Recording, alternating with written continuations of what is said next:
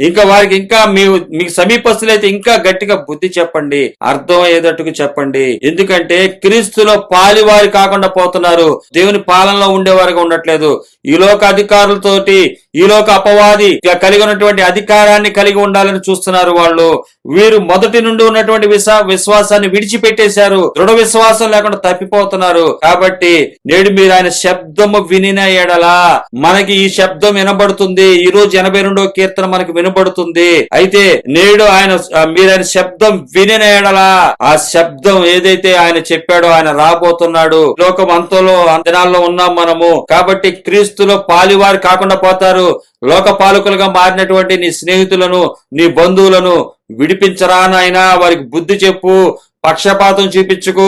ఒక విధంగా నువ్వు వాళ్ళ మీద ప్రేమ చూపించట చేత నువ్వేం చేస్తున్నావంటే, ఆ ప్రజలకు తెలివి లేదు, వారి బుద్ధిహీనులు, వాళ్ళకి ఏం అర్థం కాదు, ఏదో మనిషి ప్రేమలు చూసి అవి చూసి ఈ చూసి మోసపోతా ఉంటారు.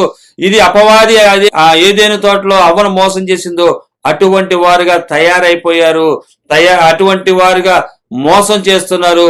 పేదలున్నారు, నిరుపేదలున్నారు, అన్యాయం అయిపోతున్నారు. నాయన వాళ్ళ కోసం చెప్పు.